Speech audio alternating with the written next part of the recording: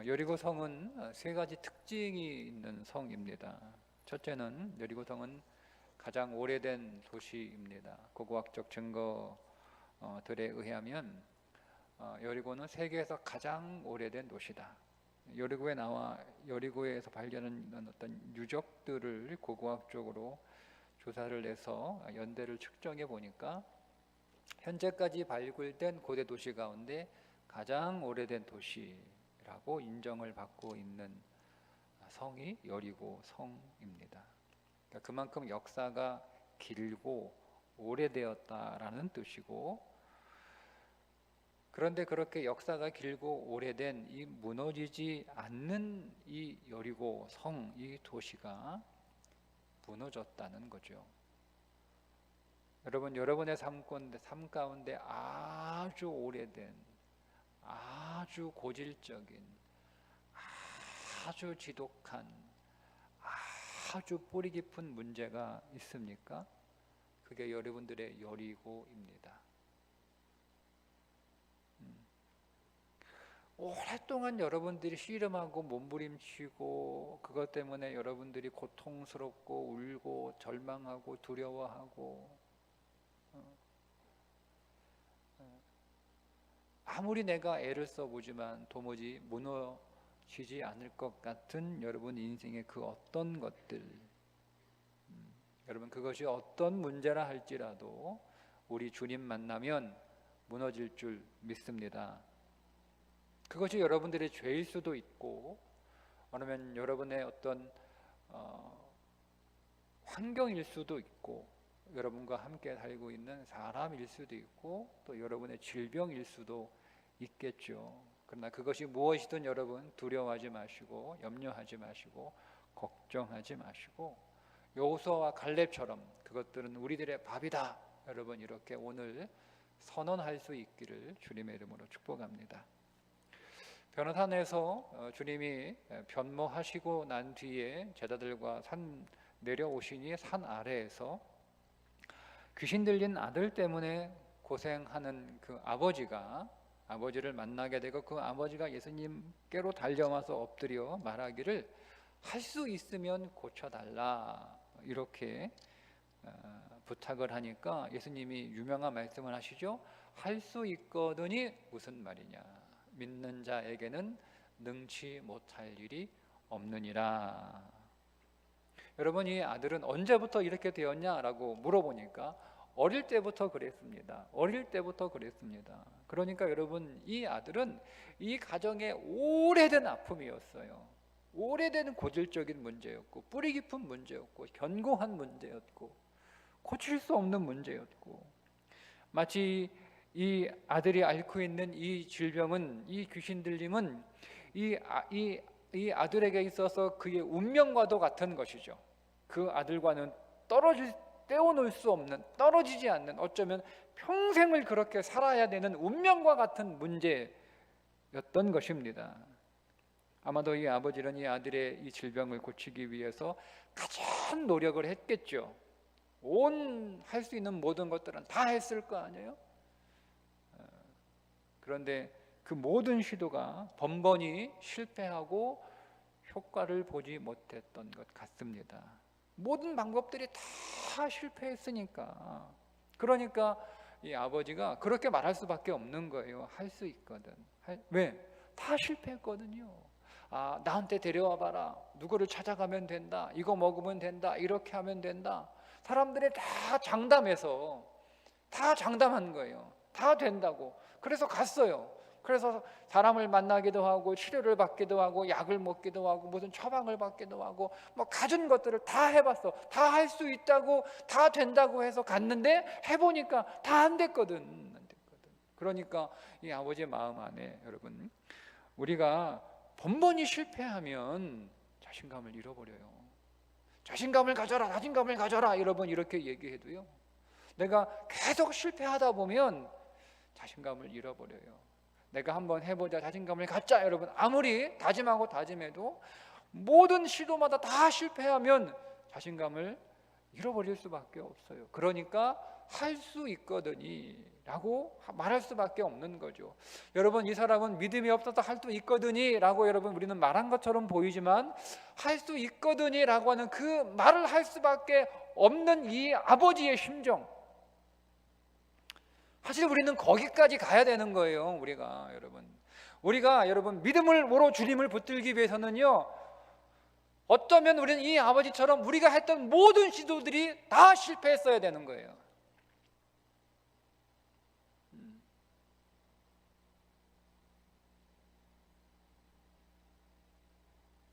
그래서 오늘 우리 안에 어떤 소망도 가질 수 없고 어떤 자신감도 없을 때,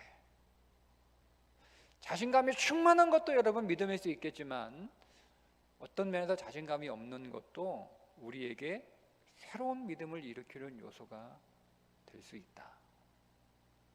그런 여러분, 실패했다고 해서 너무 낭망하지 마시고, 여러분이 한 그 실패가 여러분의 육신의 실패이지 여러분의 믿음의 실패는 아니다라고 여러분 믿으셔야 됩니다.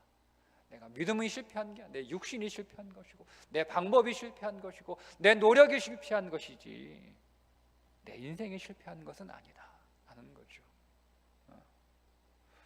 그러니까 여러분, 이 아버지는 할 수 있거든요 이렇게 말할 수밖에 없는 거예요. 그때 주님을 만났고 그 주님으로부터 할 수 있거든이 무슨 말이냐, 그때 내가 믿나이다, 내가 믿나이다 이렇게 고백을 하잖아요. 내가 믿나이다. 믿음 없는 나를 불쌍히 여기소서. 내가 믿나이다. 여러분, 나는 실패할 수 있죠. 내 노력이 실패하고 내 능력이 실패하고 내 수고가 실패하고 나는 실패할 수 있어도 여러분, 주님은 실패가 없다. 여러분, 그렇게 믿고 오늘 기도하시기를 축복합니다. 여자들이 물어봤어요. 우리는 왜 안 돼요? 우리는 왜 안 돼요? 우리는 전에는 됐는데, 전에는 됐잖아요. 막 귀신이 물러가고 막 능력이 나타나고. 근데 왜 안 돼요? 물어보니까 예수님이 이렇게 대답을 하셨잖아요. 기도 외에 다른 것으로는 이런 종류가 나갈 수 없다. 여러분, 고질적인 문제는 기도가 약입니다. 고질적인 문제, 뿌리 깊은 문제, 기도가 약인 줄 믿습니다. 두 번째, 여리고성의 특징은, 이 여리고성은 가나안의 대표적인 도시, 가장 큰 도시입니다. 성경에서 민수기, 신명기, 여호수아 이렇게 여러분 읽어보시면 어떤 지명을 언급할 때 여러 곳에서 여리고를 기준으로 얘기합니다.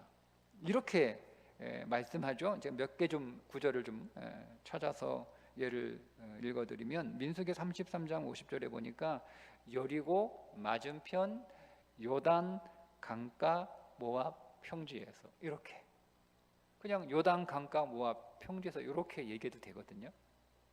근데 그 기준이 있어요. 여리고 맞은편. 여호수아 4장 19절, 첫째 달 10일에 백성이 요단에서 올라와 여리고 동쪽 경계 길갈에 진침해. 이렇게, 그러니까 길갈에 진침해 이렇게 하면 되거든요. 요단강 건너면 바로 길갈이니까.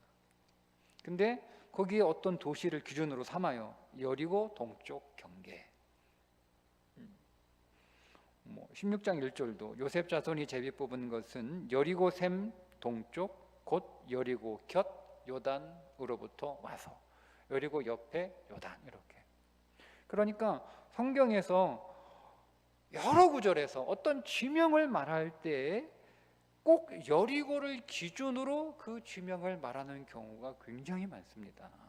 그 말은 무슨 얘기냐면, 여리고가 기준이라는 거예요. 왜? 여리고가 대표적인 도시이기 때문에 그렇습니다. 가장 큰 도시이고, 그래서 가장 대표적인 도시이고, 그 말은 여리고가 기준이라는 거예요. 여리고가 기준이라는 거예요. 그런데 그 기준으로 삼는 것이 무너졌다는 거죠. 기준이 무너졌다. 여러분, 기준을 바꾸는 것도 어렵습니다. 기준이 변하기는 쉽지 않습니다. 우리가 늘 자주 하는 말들이 있는데 뭐냐면, 우리 원래 그랬어요. 저 원래 그랬어요. 우리 교회 원래 그랬어요. 우리 집은 원래 그랬어요. 원래 그래요, 원래 그래요. 오랫동안 그래왔어요. 처음부터 그랬어요. 여러분, 이게 무슨 말입니까? 그게 기준이라는 거예요. 그래서 이 기준을 바꿀 수 없고 이 기준과 다르게 할 수 없다는 뜻 아닙니까? 우리는 그렇게 해본 적이 없어요. 우리는 그렇게 한 적이 없어요. 그렇게 한 역사가 없어요. 여러분, 그러니까 기준이 아니라는 거예요. 그건 우리가 그동안 삼았던 기준이 아니라는 거죠. 그러니까 그것은 기준이 아니니까 그렇게 할 수도 없고 그렇게 해서도 안 된다는 겁니다. 그러니까 우리 안에, 여러분, 우리 안에 이런 어떤 기준들이 많이 있단 말이에요. 교회도, 여러분의 인생에도, 여러분의 가정에도 그런 기준이 있단 말이에요. 여러분, 그런데 여러분, 오늘 우리의 인생에서 하나님의 말씀, 하나님의 진리 외에 우리가 기준으로 삼고 있는 것이 있다면 그게 여리고입니다. 오늘 우리에게 유일한 기준은 하나님의 말씀, 그것 말고는 기준이 없어요. 그 말씀은, 그 진리 외에 기준이 있어서는 안 돼요. 물론 오늘 우리가 우리의 시대나 우리의 환경이나 우리의 역사나 우리의 어떤 형편에 따라서, 그리고 사람에 따라서 그때그때 우리가 기준 삼는 것은 필요하죠. 그러나 그 기준은 영구 불변한 기준이 될 수 없다는 거예요. 진리 외에 우리가 우리의 삶에서, 우리의 환경에서 지금 여기에 필요했던 그 기준은 언제나 변할 수 있고 언제나 바뀔 수 있다.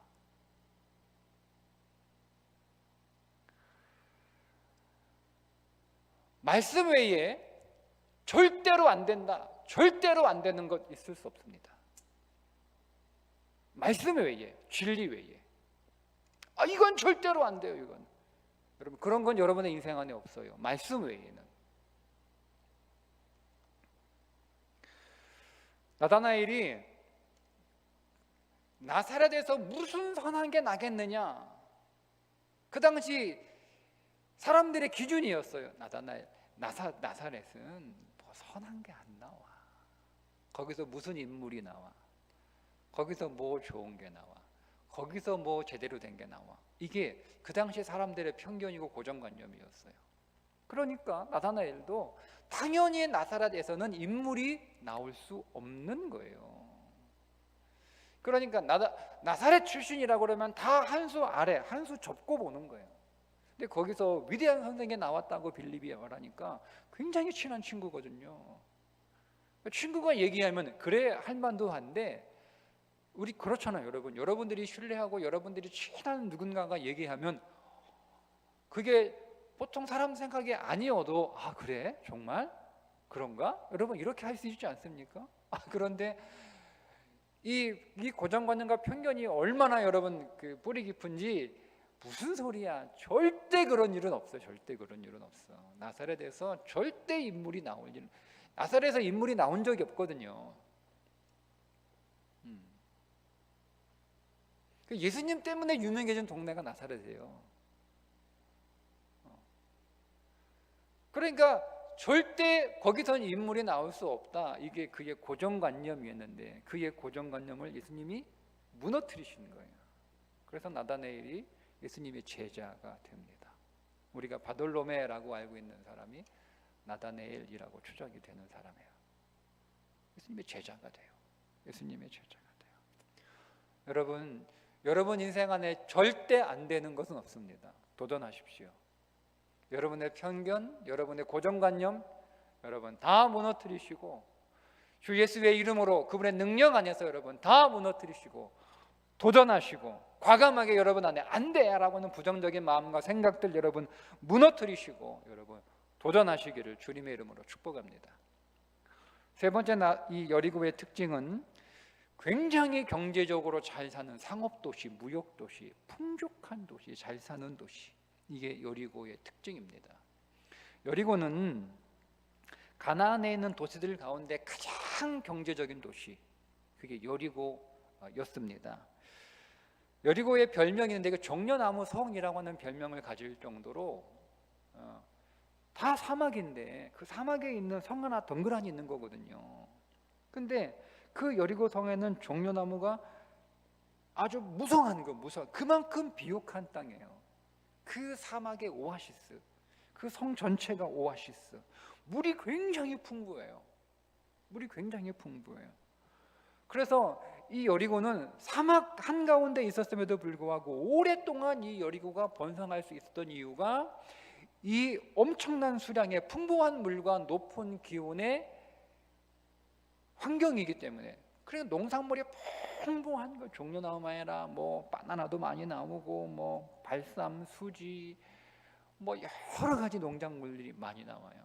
근데 그것뿐이 아닙니다. 그 가까운 곳에 뭐가 있냐면 천혜의 보고라고 할 수 있는 사해가 바로 옆에 있죠. 유황도 나오고 역청도 나오고 소금도 나오고 풍부한 천혜의 자원의 보고가 바로 옆에 있어서 거기 있는 것들을 가져다가 가공을 해서 무역했기 때문에 굉장히 번성한 도시였습니다. 굉장히 부가 많은 도시였죠. 자, 그런데 이 성의 이름이 여리고입니다. 여리고, 초승달이라는 뜻이에요. 달의 도시. 달은 어둠이잖아요. 어둠의 도시, 밤의 도시. 굉장히 잘 살아요. 농작물이 풍부해, 물이 풍부해. 무역을 하니까 돈이 많아요. 사람들이 막, 그러니까 상업이 발달하고 무역이 발달하니까 사람들의 왕래가 굉장히 많아요. 굉장히 많아요. 여관이 있을 정도로, 기생이 있을 정도로 그런 도시란 말이에요. 그러니까 거기서 늘 웃음이 있고 즐거움이 있고 사람들의 왕래가 잦아가지고 막, 여러분 얼마나 활기가 차요. 활기가. 응? 지금 그 약정골목 한번 지나가 보세요. 발 디딜 틈이 없어요. 이렇게 저는 걸어오는데 막 얼마나, 낮에는 막 쥐죽은데 조용 다 문 닫았는데 5시부터 사람들이 가게마다 사람들이 막, 야, 이렇게 이 동네가 살아 있었어 라고 느끼는, 막 워낙 사람들이 막 바글바글 하니까. 그게 여리고였단 말이에요. 막 사람들이 막 왕래가 많고 많은 사람들이 막 지나가고 몰려들고 이렇게 하니까 굉장히 생동감이 있는 도시. 겉으로 보면 굉장히 생동감이 있고 살아있고 돈도 많고 물도 많고 농산물도 많고 많은 무역들, 많은 경제들이 이루어지는 곳이니까 다 여리고에 살고 있는 사람은 다 잘 살고 있다, 다 밝을 것이다, 다 기쁠 것이다, 그렇게 우리가 여러분 생각하고 있는데, 그러나 그 도시 이름은 밤의 도시, 어둠이라는 거예요. 어둠. 겉은 굉장히 화려한데, 겉으로 보면 다 좋을 것 같은데, 그러나 정작 그 속은 캄캄한 어둠이었다. 이게 여리고입니다. 겉에서 보면 사람들이 다 잘 사는 줄 알아요. 아니, 제 얘기가 아니고 제 얘기가 아니고 사람들이 겉으면 나는 아무런 문제도 없는 것처럼 보이고, 사람들이 나는 걱정 하나도 없는 것처럼 보이고. 그런데 여러분, 우리 안에 남들에게 말할 수 없는, 남들에게 꺼내놓을 수 없는 그런 어둠들이 있지 않습니까? 그런 고민들이 있잖아요. 그게 여러분의 여리고입니다. 그 여리고가 오늘 무너질 줄 믿습니다. 여러분, 빛이신 주님께서 오늘 우리 안으로 들어오시면 우리 안의 어둠들을 다 몰아내고 광명한 빛으로 채워주시는 거예요. 그래서 그 여리고는 반드시 무너져야 됩니다. 그 여리고성의 삭개오가 대표적인 인물이죠. 여러분, 삭개오, 사람들이 저놈 세리라고, 세리도 보통 세리 장이었잖아요. 사람들이 얼마나 여러분 욕을 했는지 몰라요. 뒤에서 그냥. 그런데 저는 사람들이 삭개오를 욕을 했지만 부러워했을 것이라고 생각이 됩니다. 왜요? 부자였기 때문에 그렇습니다. 욕을 해. 나쁜 놈이라고. 그러나 내심 그들은 삭개오를 부러워했을 거예요. 돈이 많았거든요. 좋겠다. 삭개오가 그가 정당한 방법으로 돈을 벌었는지 부정한 방법으로 돈을 벌었는지, 아마 부정한 방법으로 돈을 벌었을 거야 여러분, 이렇게 생각이 들더라도 사실 사람들은 사실 그런 게 별로 중요하지 않아요. 그냥 그가 부자니까 내심 부러운 거예요. 삭개오 비록 욕먹는 사람이지만 여러분 그렇지 않습니까? 어떻습니까? 우리는 저 사람이 부정한 방법으로 부자가 되었는지 정당한 방법으로 부자가 되는지 우리는 별로 궁금해하지 않잖아요. 그냥 나보다 잘 살면, 나보다 부자면, 돈이 많으면 좋겠다. 나도 저렇게 부자였으면 좋겠다. 저 사람은 나처럼 돈이 없어 고민하는 일 없겠고, 잠 못 자는 일 없겠고, 근심하는 일 없겠고, 저 사람은 돈이 많으니 할 수 있는 거 다 할 수 있고 좋겠다. 사람들이 그렇게 삭개오를 보지 않았을까? 그런데 삭개오의 그의 삶은 어둠이었다는 겁니다. 그것이 무엇인지는 성경에 말하고 있지 않아요. 그러나 삭개오는 많은 돈을 가지고 있었음에도 불구하고 그의 마음은 어두웠다는 거죠. 그래서 주님을 찾은 거예요. 그래서 그 뽕나무라도 올라갔던 거예요. 주님 한번 보려고. 자, 그런 삭개오의 집으로 주님이 들어가시죠. 그리고 삭개오의 인생 안에 있는 모든 어두움들은 그날 저녁 다 무너졌습니다. 그의 인생 안에 빛이 채워지기 시작을 한 거예요. 그날 저녁 주님이 그 집 안으로 들어가는 그날, 삭개오의 집 안에 가득 찼던 모든 어둠들은 다 떠나갔어요. 여러분, 그러나 삭개오가 그동안 자기가 빛으로 삼았던, 그러나 그것은 결코 빛이 될 수 없었던 그 돈을 비로소 목적에 맞게 사용하기 시작합니다. 여러분, 돈이 많은 것이 우리의 인생을 밝게 하는 것이 아니라 그 돈을 제대로 쓸 때 여러분의 인생이 밝아집니다. 우리는 돈이 많으면 내 인생이 밝을 거라고 생각하죠. 그렇지 않습니다. 삭개오의 경우를 보면 우리는 충분히 그걸 경험하지 않아도 우리는 진리 안에서 깨달을 수 있어요. 아, 삭개오처럼 돈이 많아도 그의 마음은, 그의 인생은 어두웠구나. 돈이 우리의 인생을 빛나게 밝게 하는 건 아니구나. 돈이 없어서 밝은 게 아니고요. 돈을 제대로 쓸 때예요. 제대로 쓰지 못하는 목적을 잃어버린, 비전을 잃어버린 돈은 아무리 많아도 우리 인생을 밝게 하지 못합니다. 여러분, 우리가 아무리 화려한 삶을 산다 할지라도, 내가 하고 싶은 거 다 하는 삶을 산다고 할지라도 여러분, 그 인생 안에 결코 기쁨이 없습니다. 우리를 정말 기쁘게 하는 것은, 우리를 정말 여러분 내 마음 찬란하게 빛나게 하는 것은 우리가 목적대로 살 때입니다. 우리가 비전대로 살 때, 그때 내 마음이 기쁜 거예요. 여러분, 그래서 우리 안에 이런 것들이 무너져야 되는 거예요. 여러분, 우리는 왜 어두울까? 나는 왜 어두울까? 나는 왜 근심일까? 여러분, 혹 목적을 잃어버린 것은 아닙니까? 여러분, 혹 오늘 우리가 비전 없이 살고 있기 때문에, 내가 힘든 이유는 정말 일이 힘들어서, 몸이 힘들어서, 삶이 힘들어서, 내 환경이 힘들어서 힘든 게 아니라 내 삶에 비전이 없는 거예요. 비전. 내가 오늘 내 삶을 다 바칠 만한 비전이 없기 때문에 힘든 거예요. 비전이 없기 때문에.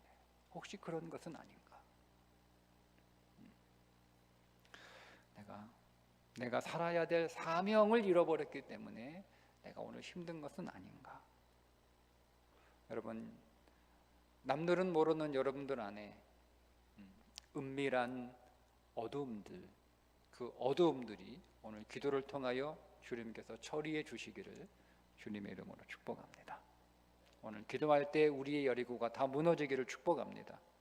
오래된 고질적인 뿌리 깊은 문제의 여리고 무너지게 해주시고, 우리의 발목을 붙들고 있는 편견과 고정관념, 부정적인 마음과 생각들의 여리고가 무너지게 해주시고, 겉은 화려하지만 그러나 속은 캄캄한 어둠의 여리고가 무너지기를 주님의 이름으로 축복합니다.